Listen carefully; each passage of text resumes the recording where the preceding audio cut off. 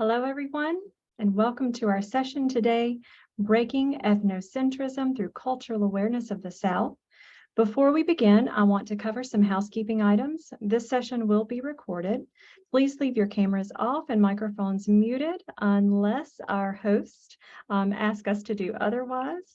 If you have any questions, please use the Q&A feature. We will get to as many of them as we can at the end of our session. And now it is my pleasure to introduce our presenter, John Bowman. John has taught in the North Carolina Community College system for over a decade and has enjoyed every minute of his time in a classroom. He attended UNC Charlotte for his master's degree in English with a concentration in applied linguistics. However, his original passion was philosophy, and the study of language caught and held his attention since he came to see how our world is carved from the words we use. Thus, his dual appreciation for linguistics and philosophy has fundamentally shaped his pedagogy. Thank you for being with us today, John. Thank you. Thank you. All right. So I do want to make sure that we can get started, and that in order to do that, I'm going to, share my screen, and right there. Okay. So everyone should be able to see the opening slide, I hope. If you can't, then please let me know. As I was saying just a couple of minutes ago, before many of the rest of you joined, this will be an interactive session. I hope for it to be an interactive session. One of the things that I can do, I suppose, in order to make it that, is I'm just going to go straight down the list and allow all of you to talk. That is, I assume, because you guys would be interested in interacting. By the way, if I accidentally click ask to unmute right now, that's not on purpose, but I do want to start the session that way because, as I'm saying, the session is interactive. I have a couple of different questions that I want to be able to ask, and I want people to be able to discuss those questions as we go forward. You can do so in the chat. Don't feel like you have to unmute or otherwise, speak in front of the crowd. Okay, so as Jennifer said just a moment ago, my name is John Bowman. I've been teaching in the community college system at Rowan-Cabarrus and Stanley Community College for over a decade. Philosophy is my original love. And one of the things that I teach here at Stanley Community College is Southern culture. And so the talk I'm here to give today is actually based on one of the lectures that I give inside of that class. I have come to enjoy doing this lecture over the many years that I've been giving it. One of the reasons that I enjoy giving it is because it helps people to reevaluate the ways in which they see the world. And I'm getting a little bit ahead of myself, so let me kind of just jump in now that I've done the introductions and allowed every single person in here to talk, even the people that just joined. So what are we learning in this particular session? I want to give a general overview of culture. I want to talk about cultural identity. I want to ask some, I think, interesting questions. I don't know if they're necessarily difficult. The way in which I frame them can be somewhat problematic. I do acknowledge that at the beginning, but I think that they can also be useful in order to generate the kinds of conversations that we need. And that is my intent all the way throughout. Some specific information I'm going to be offering on cultural practices, and the number of times that I've done this talk, I've done it, for example, at Stanley. I have not made it through all the slides in 50 minutes, and that's completely okay with me. I like the pacing that I do. I have the information there just in case I have the opportunity to be able to present it, but we're primarily going to be concentrating on the very first part of these slides as we go forward. Before we get into that, I do want to lay out some definitions. Culture is the definition from the particular textbook that I use. I try to give at least a little bit of the information on the textbook so that way you can go and find it if you want to. It's a wonderful introduction to culture, especially Southern culture, but it is the shared values, behaviors, and material creations that define a society and distinguish one society from another. If you are a sociologist, you're probably listening to this and saying, culture and society are distinct. They are.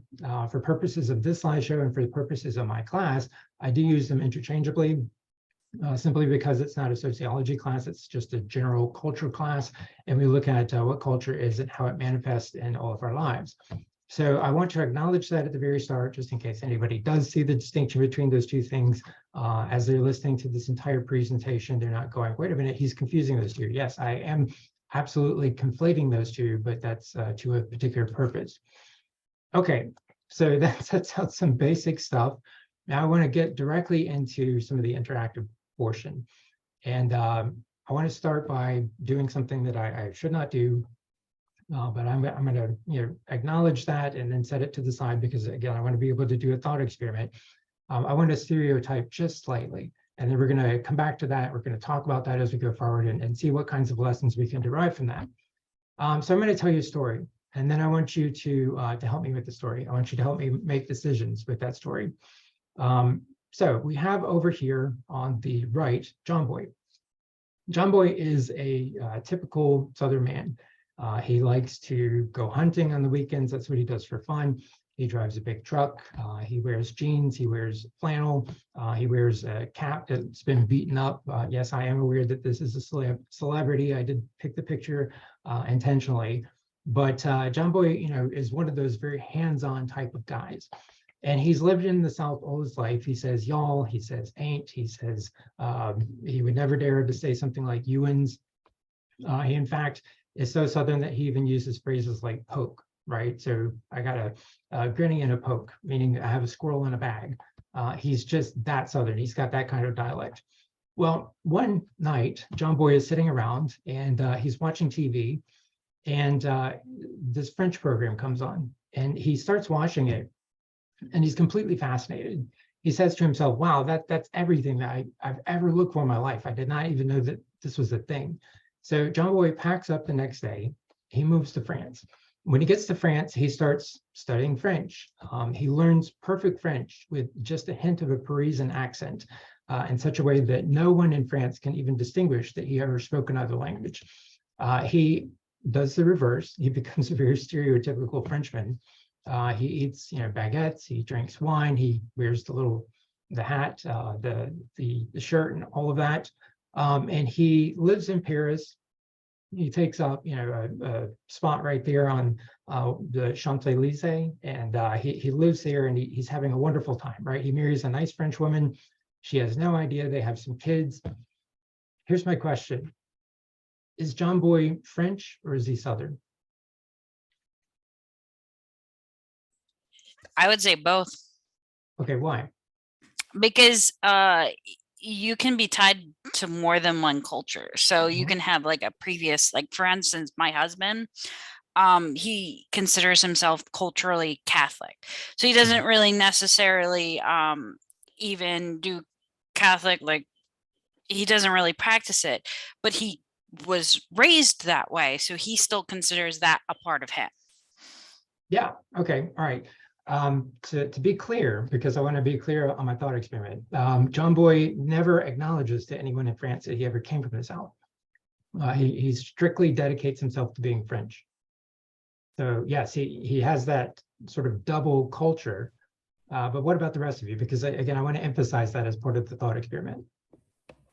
Feels a little like appropriation to me. Yeah, okay, how? Well, I mean, I think about, what we had hit the news cycle a couple of years ago with Rachel Dolezal, and it kind of opened the same thing. There are ways and means to adopt culture, but if you're inherently not being truthful and honest about your ethnic background, I think for me, that's a dividing line. Okay, all right, good. All right, so what else? Because I always, that's why I like this thought experiment, because I always get a whole range of different attitudes and ideas. What else? Oh, go ahead.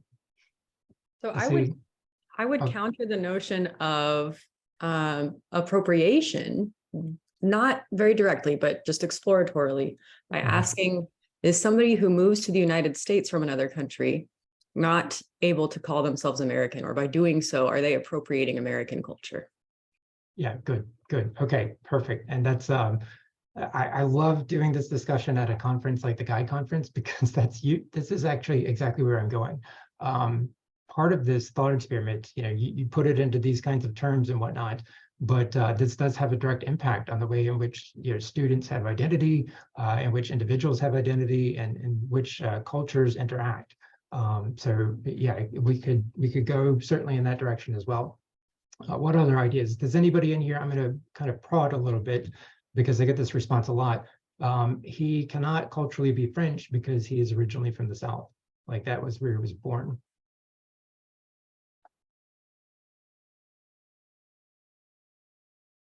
Oh, and Lauren, I see your hand. No, okay. Sorry, that was from before. I've lowered it Oh, now. okay, all right. I have a lot of screens here, so I can't always tell who exactly is talking, but okay, anybody else? Okay. So now I'm going to throw a monkey wrench in this too, because I want to push it a bit further. So I said John Boy had some kids, and you know, he's there, he's French, he's, you know, behaving in a French way. He's making sure that he speaks in that perfect Parisian accent. And we could talk about if this is appropriation or if he's, you know, allowed to adopt this culture, whatever that would mean. And so one night he's at home, and an old Hank Williams song comes on, and he starts singing along, and his kids are just dumbfounded, right? Dad, I didn't even know you spoke English. And he's had just enough line, and he says something along the lines of, you know, actually, I'm from the South. We're all from the South. And so he tells his kids these stories, and one of his kids looks at him and says, you know, Dad, I had no idea there's a thing. And so his kids start studying about the South, and in turn decides to pack up and move back to the South and live with, you know, one of their grandparents. This child, we'll call him, you know, just for the sake of simplicity, Pierre. Pierre decides that he's going to speak with a perfect English Southern accent, that he's going to adopt all the things that his dad did before, and that he's going to do all the various stereotypical things that are associated with the South. Is Pierre French or is he Southern?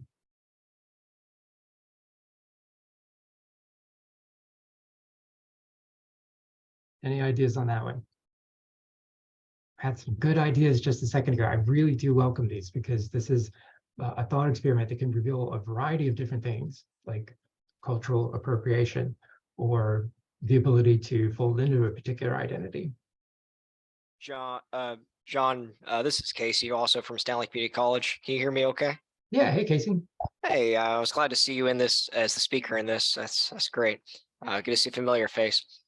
Yeah. I would contemplate or argue that I guess it depends on the approach. Obviously, I'm not a philosophy society or a sociology major, but from a legal standpoint, their culture or their relationship to a country is going to be what they're a legal citizen of, as opposed to how they act. You can have a Southern individual, such as, maybe I would argue, you may disagree with me, but maybe me or you, that do not meet this stereotype that you projected on the screen for obviously comparison purposes. So I don't think that, I think at the moment we're looking at culture on a surface level of how does someone act or behave or speak, when in reality, especially in America, as we talked, it's very diverse. I think it depends on, I guess, if you want to say from a legal standpoint, what are they versus what do they want to identify as from a cultural standpoint? What is their family lineage? But just some thoughts, I suppose, I have on the topic. Yeah, thank you. And that, again, that gets to the heart of what I want to do with this thought experiment, which is, you know, how do we begin to construct and talk about a situation like this one? Because are we looking at it from a legal perspective? Are we looking at it from a cultural perspective? Is it based on the actual region, the physical location? How do we construct identity, and how do we go about negotiating those identities in those spaces? How do we talk about things like appropriation? How do we talk about things like engagement with culture? This is a gross oversimplification, of course it is, but it allows us to handily ask those sorts of questions and to be able to try to draw some lines, or to try to negotiate those spaces, and to be able to apply some of those terms and those ideas to the thought experiment. Because as was pointed out just a minute ago, this is all fine and pie in the sky kind of stuff. But when it comes down to particular student identities, like when you have an immigrant population that moves from one country to another country, or that is very young and is taken into another country by an adult, these are actually no longer thought experiments. Now we're dealing with actual human beings and their experiences. So the child that's taken into that other space, is that child French? Is that child American? Is that child Southern? And those are difficult questions.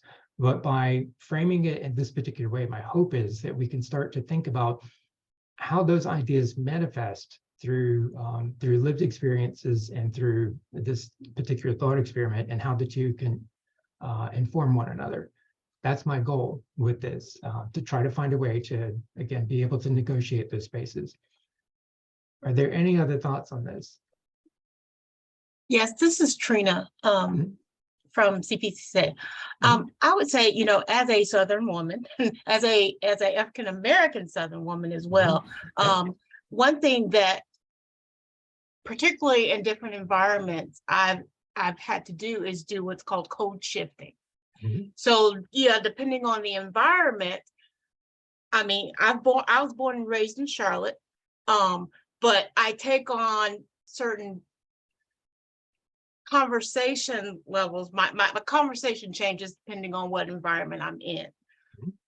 I mean, I say y'all, you know, I have some of those Southern dialects that I do use, but it does depend on, you know, what environment I'm in. So I would say, you know, looking at the, you know, this particular situation, I would say both as well, because, you know, no matter what, they were raised in both environments, or exposed and raised to both environments, to both cultures. You don't lose that. I don't care.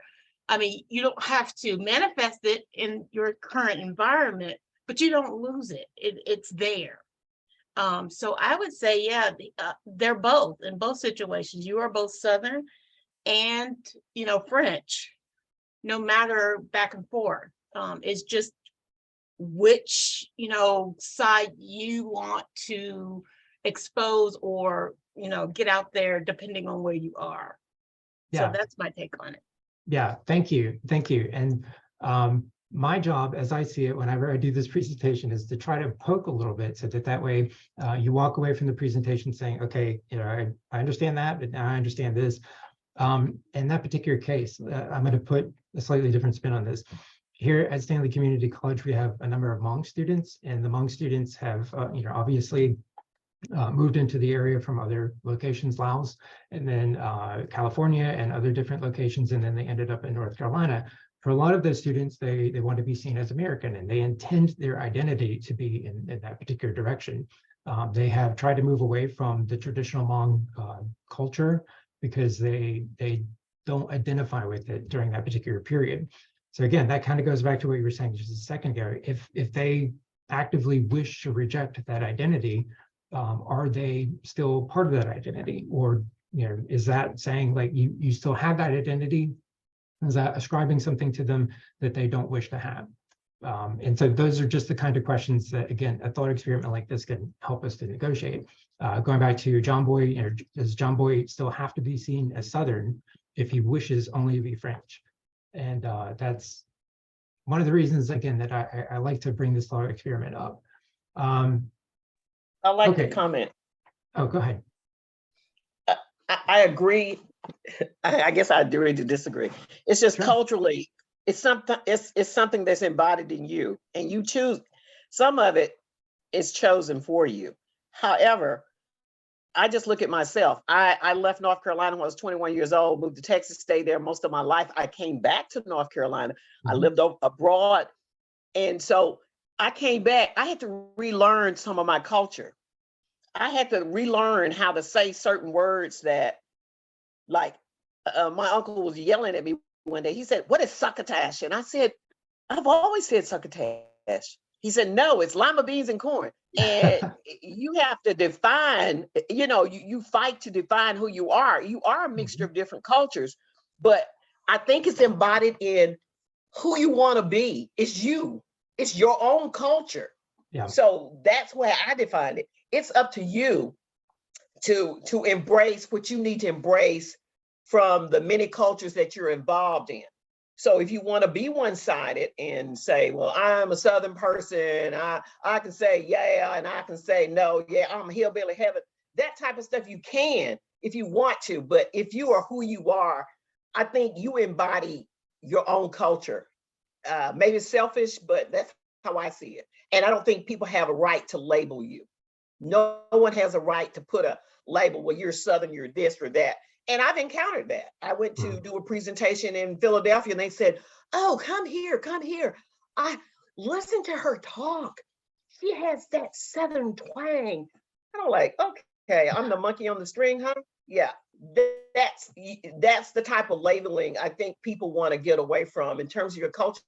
It's whatever you embody your culture to be. That's how I see it. Yeah, that's my great. 2 cents. No, great. Thank you for sharing. Absolutely. That's what this is all about. And just to be clear as well, I'm very intentional in trying to not include my own opinion in this. My job, again, as I see it, is just to poke holes and just to kind of, okay, I hear what you're saying, but what about this? So to that, and again, I am not disagreeing. I just trying to do my job.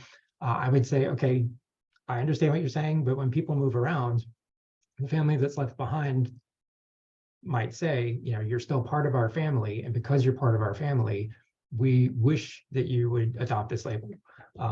So that's the only thing I could sort of poke at that with. But it gives at least some parameters that we could approach this with. Okay, I see another hand. Hang on, just before I get to you, let's see, there is a comment over here. Why do some people say that they are Italian, Jewish, or Polish Americans? Do they embrace their culture and nationality?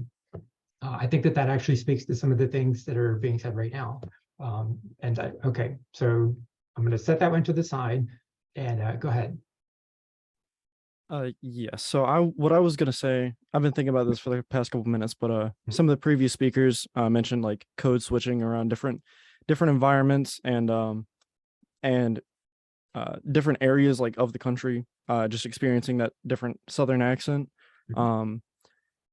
One thing that I think is important with culture, and it's also in the thought experiment as well, with his son Pierre, I think location is also very important. And so if you are trying to emulate or be part of a separate culture, that's whenever you may experience some exclusionary thoughts and experiences from people in different locations that don't really blend well with that. That's just what I've been thinking about for the past little bit. Yeah, okay. Yeah, thank you. And I saw actually another hand too, Marie.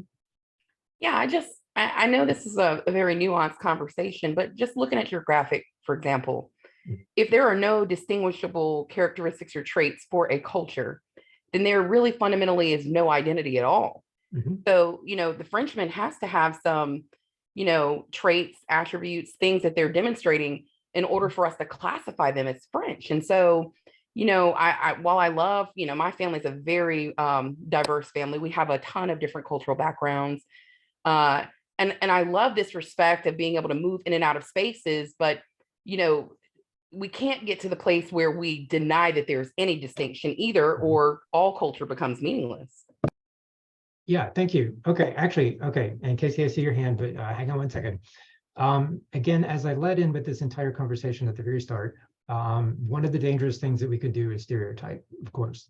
Stereotyping, it just puts a label into people, and then it doesn't do us any good because it doesn't really help us. It's a general set of characteristics that are oftentimes, in my experience, very oftentimes wrong. So that's dangerous. But then on the flip side of that, if we don't have some kind of identifying characteristics, then how do we negotiate that culture? And quite frankly, when I do this in my Southern culture class, one of the very first things I do after we do the thought experiment is we talk about how very wrong these stereotypes are. Now, for purposes of today, I feel like this audience has a good grasp on that based on the responses that I'm hearing. So I'm not going to go too far into that, except just to, again, note that stereotyping in this particular case ignores the vast majority of different experiences that Southerners have, as has been illustrated by all the things that each of you have said. Southerners are certainly not just people that get in trucks and drive around and whatnot, as is illustrated by me. I've lived in the South my entire life, and I can't recall ever having driven a truck, but I would still count myself as being Southern. Casey, I'm going to give you the last word here because I see that you have your hand up, and then I want to make sure I jump forward because I want to make the most of our time. Yes, of course. Thank you, John. I appreciate it. And thank you for the feedback. The only is more so just a follow-up on the last statement made as far as geolocation was mentioned, I think, a couple of times by the last two members. And there's a comment about if there has to be some defining traits, or else what is a culture? It does raise the thought of, okay, is the geolocation how you define a culture, such as if the Frenchman is in France, is he now French? If the Southerner is in France, is he now French? Because if you look at, well, you say no, it's about how let's say go back to the Southern, because I'm more familiar with that. Let's say it's about trucks and it's about the flannel and all of that. If it's about what you wear and how you act, if that is part of the culture, what happens to society? What happens when with that definition over time? So let's say the culture evolves over 100 years and the culture is unrecognizable. If you take the Frenchman from 100 years ago and you look at the Frenchman now, is their culture the same? Is the modern Frenchman does he still have the same culture as his ancestor? Or is he no longer French? Is one of them no longer French? Yeah, good, because that puts a whole other dimension on it as well. And that gets back to some of the things I mentioned just a moment ago about the Hmong, for example. Hmong culture seems to be changing. Is this part of the direction that it's moving in? And those are difficult questions. And I don't know that if anybody sits down and honestly looks at that, they have a fairly accurate answer, because I think that we have to look back to be able to understand the choices that we make in a particular moment to find what's going to happen in the future. Oh, okay. Hyro, I see that you can't see the chat. Let's see. Jennifer, I'm going to actually kind of lean on you about that. If you can see if you can get Hyro into the chat, I would appreciate that.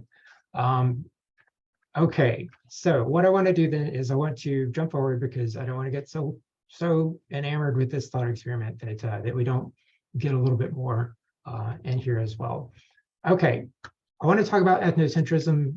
It sounds like most of you would be familiar with this concept, but in the time that I've been doing this particular presentation, I have been somewhat surprised at the number of people who are unfamiliar with ethnocentrism as a general concept.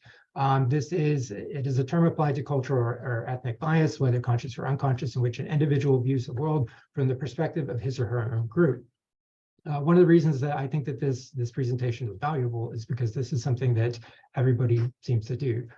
We tend to evaluate the world through our own lens, and we tend to sort of be stuck in that lens without necessarily being aware of what that lens happens to be. And so the rest of this presentation is essentially trying to break people out of that bubble that they are trapped in, because they're in a situation where they're born, they're in that environment, and they can't see beyond, as I like to say to my students, they can't see beyond their own horizons, because the horizons are what they are born into. I always give these examples, of course, in my Southern culture class, and it's just because I love teaching Southern culture. I love informing people about Southern culture. These are what I would say are three quick, direct examples of what ethnocentrism can look like. Columbus, for example, at the very top, came and took Native individuals without any thought. He just assumed that his culture was the superior one, and he decided that he could put people on a boat and take them with them, and that of course they would want to go with them. Why wouldn't they? Manifest Destiny as well. Go west and get anybody that's in the West out of the way. That is evaluating the world through that particular lens, which is I'm looking at the West, and why wouldn't the West want me to come in that particular direction? And then this is a very difficult question, and it's one that I pose to students, but it's part of educating, obviously, again, with Southern culture, but it's another example.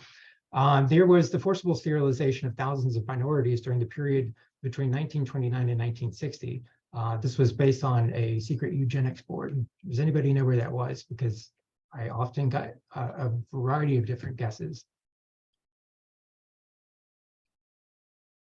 Anybody? No? Oh, okay.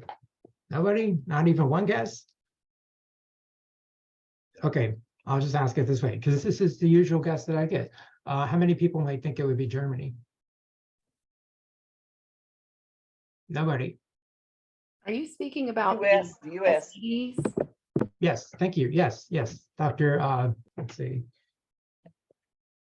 I apologize. These are not my best classes. Dr. Go ahead. Golly. Oh, golly, thank you. Thank you. I can't. Go ahead. The US? Yeah, the US, we even copied. I mean, we did some of the basic research, and actually Germany copied from us some of this research that we did here in the United States. Yeah, good. And that's why I always bring this up at the start of the Southern Culture class, because generally speaking, when people look at something like this, they are evaluating it through their own lens, which is this must have happened somewhere else. But I always try to point out, no, this was, of course, in our own backyard. This was in Georgia, North Carolina, and so forth and so on. So we tend to evaluate the world through our own lens. This is where I'm from. This place must be the good place, and the other places must be the bad places, so to speak. So yes, that's what I'm getting at here. Okay, so jumping forward, then I'm going to actually skip past that. Some of the other sorts of, yes, absolutely, as well, Jairo. I see over here that Jairo said in Puerto Rico as well. Yes, certainly. How many people know where leprechauns come from? That's another example of how dangerous stereotyping can be. Anyone? Scotland, Ireland? Yeah, Ireland, yeah. Yeah, I have over here in the, let's see, the Q&A as well, Ireland. Yeah, certainly Ireland.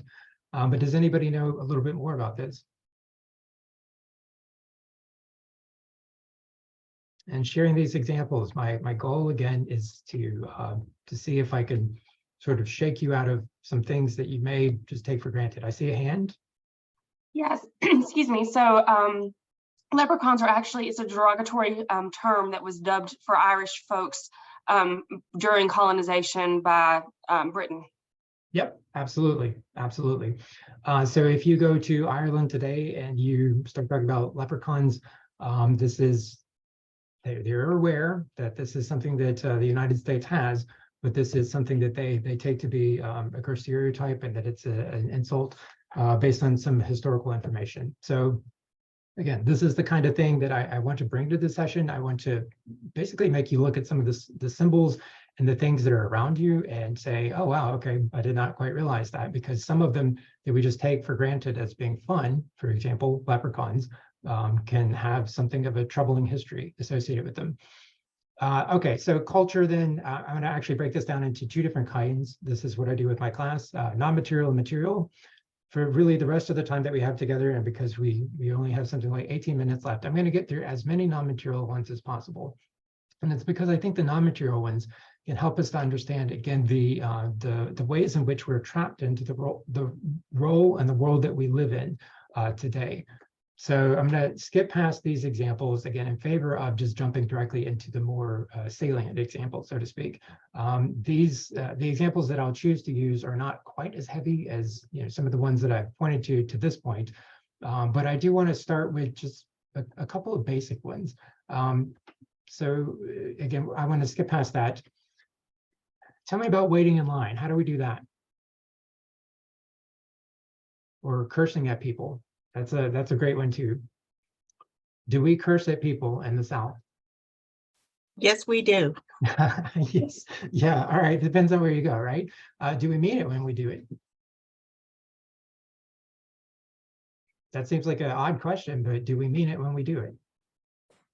Go ahead, Laura. I think used to, it would not have been something that was very common, but I think that is something that's changed in probably the last 20-ish years, because I can remember as a child, you would have never heard some of the language that I hear in public now. And I think to a degree, some people mean it, but some people don't. But we also have this lovely bless your heart thing that happens in the South that is definitely our version of, being very condescending, that if you are not from here, you think we're being very, very sweet, and we really, really are not. Yeah, exactly. And Trina, I just realized, did I cut you off? No, I was just agreeing with the bless your heart was that nice nasty that we do here in South. Yeah, absolutely. Okay, so one of the reasons that I share this as an example is because there is a culture that, arguably, because it's actually quite a broad culture that has a lot of different subcultures associated with it. But there is a culture where people will curse at each other and they don't quite mean it. That's one of the reasons that I asked, do we mean it? We might say something like, I curse you to the 10th generation. And I hope that all of you and your progeny suffer and burn for all eternity. Would you guys like to go have a sandwich? Because now that we're done with the cursing, we can go and do things like that. What culture am I referring to more traditionally?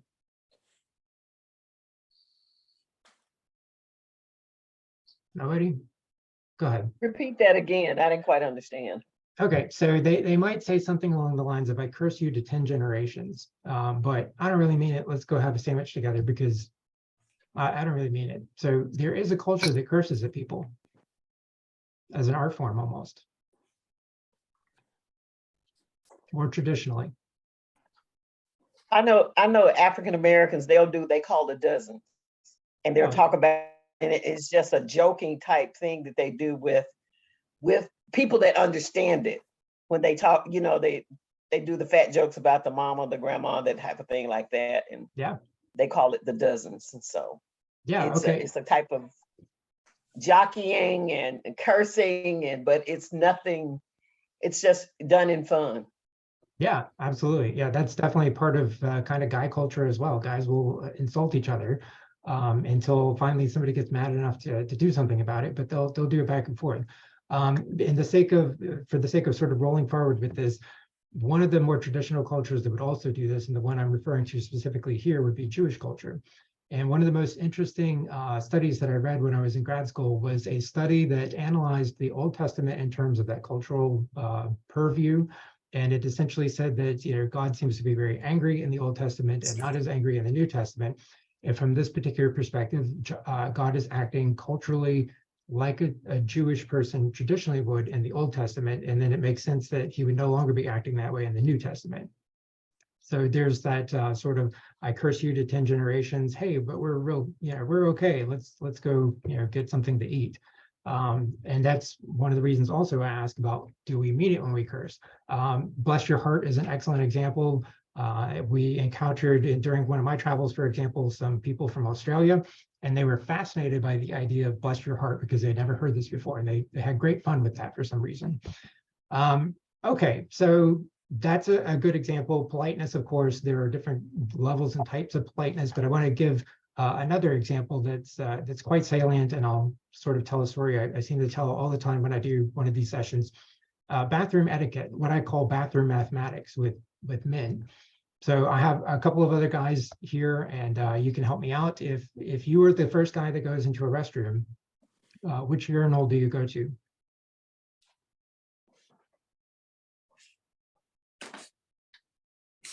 Come on, Casey. I'll help you out, John. Yeah, it's you always go to the first one and then you space it out. There's gonna be a gap between the urinals.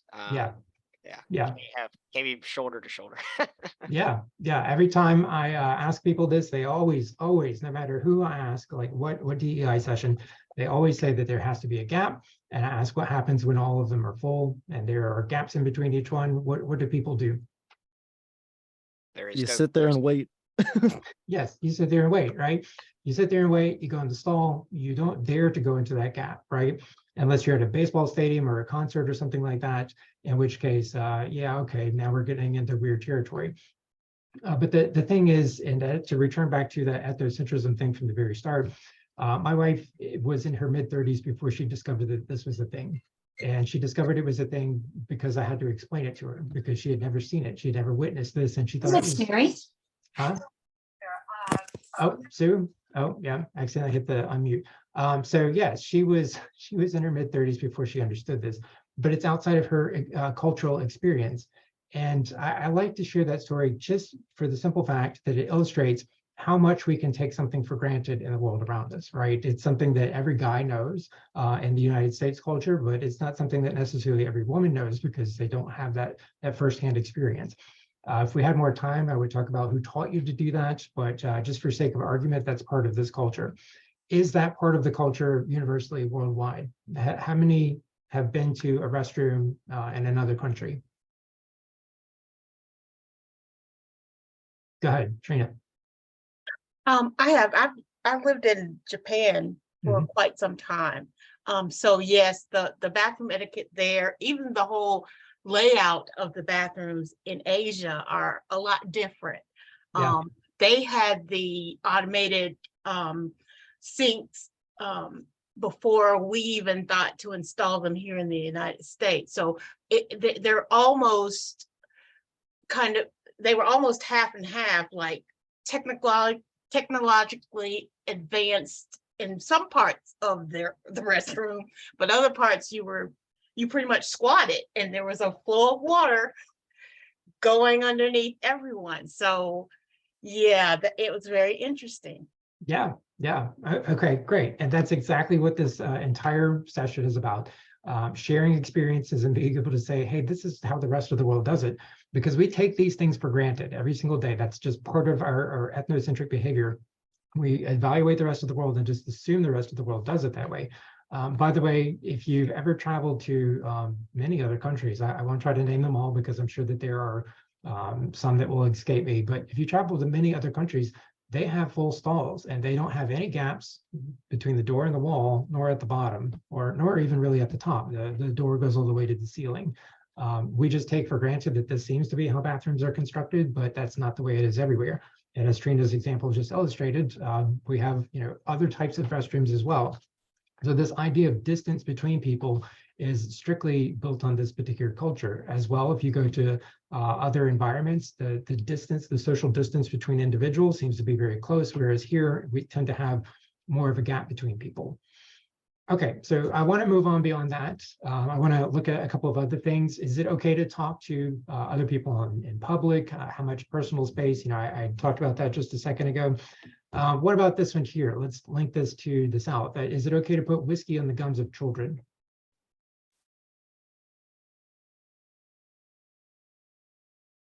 Who has an idea about that? Has anybody ever put whiskey on the gums of your children? No, did not, but heard other people do it. Yeah, okay. And this goes back to that changing culture. Today, we might find that appalling, but I'm old enough to remember when this was advocated because we did not have things like Orajel, right? So this was an actual home remedy, so to speak, to help children who were teething.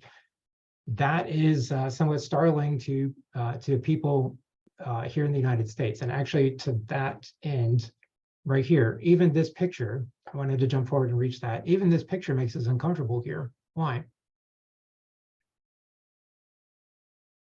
It's sort of classic meme. Why?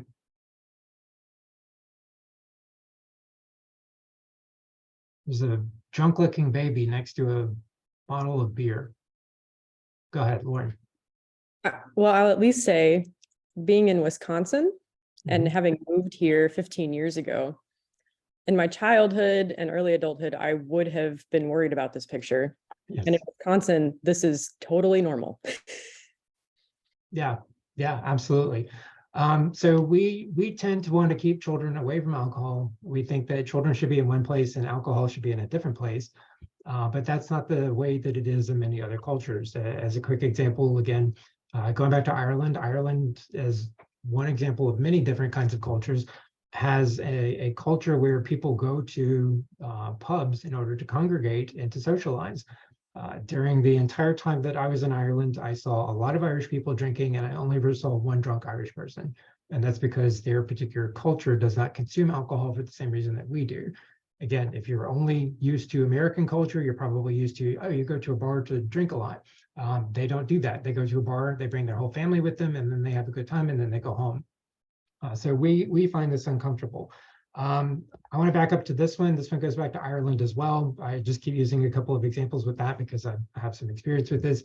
In Ireland, it's illegal to punch a swan.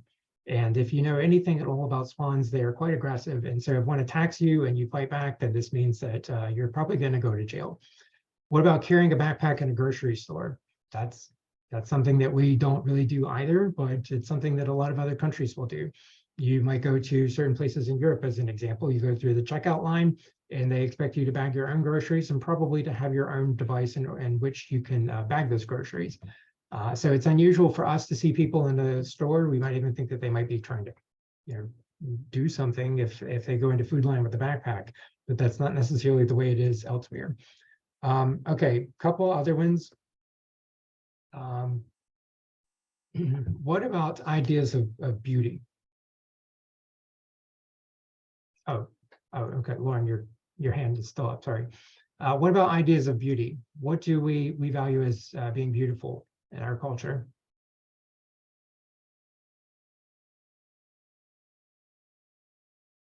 What's on the cover of magazines? Let's see, the Captain America guy was just voted world's sexiest man. Hi, this is Carintha Tyree, and I'm at Rowan-Cabarrus Community College. I think it's interesting that this slide comes up. I'll say that I am a Black woman, but obviously, I don't know if anybody has seen any of the recent interviews with Michelle Obama, but she just recently said that America was not ready for her natural Black hair. So she chose to keep it chemically treated and wear perms during her time when she was acting as First Lady. And of course, that resonated with me. Because I wear my hair natural now, I'll openly say, but I know that when I was in a corporate environment, I probably wouldn't, if I were still in a corporate environment, I might not be on the creamy crack, as I call it, but I would be very selective about how I wear my hair. I definitely wore specific kinds of braids that looked more like hair than they did braids when I was in that corporate setting. For me personally, I know the area where I worked, it was pretty much dominated by, white men. So I kind of needed to fit in as much as I could. And so, making certain decisions about my style of dress and my hairstyle definitely played a role in it because of what the standards of acceptance are with respect to, beauty or even just productivity in the workplace. Yeah, thank you. Thank you so much for sharing. That's actually one of the reasons I love to do these kinds of presentations, because I love it when people say like, hey, this is one of the things that I've encountered, because it always helps me to learn and it helps, I think, other people to learn as well. So thank you. I saw two other people, let's see, unmute. I want to say this about the picture, just looking at the picture, full figure. At once upon a time, if you were full figured, that was a cool thing until Twiggy came along and the British explosion of skinny, skinny, skinny. And now I think the pendulum is swinging back because Americans are putting on more weight. But that has always been a big thing about, in certain countries, they value you being overweight. Like in Nigeria, a big woman means she can bear more children, she's more healthy. Versus in some other countries, people tend to be skinnier. So that's a big issue. What people look as being beautiful. Some people see being fat as being ugly, lazy, all those different tones that they have for people. So yeah, good, thank you. And that speaks directly to the point that I want to be able to make here. Beauty is relative to each particular culture. So some of the things that we just take sort of for granted. Again, that sort of worldview centered way in which we approach these concepts can be broken if we just consider a couple of other examples. One example that I always love to share, because I think it's somewhat startling, is the idea that people used to buy products to put onto their teeth to make their teeth look darker. The reason that they would do this is because rich people would be able to afford sugary products, and therefore their teeth were rotting because they didn't have proper dental care at the time.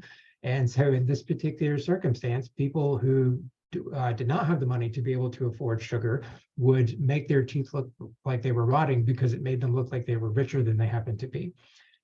That logic makes some amount of sense, but it also, again, illustrates how very centered we are and assuming that the rest of the world behaves in the exact same way.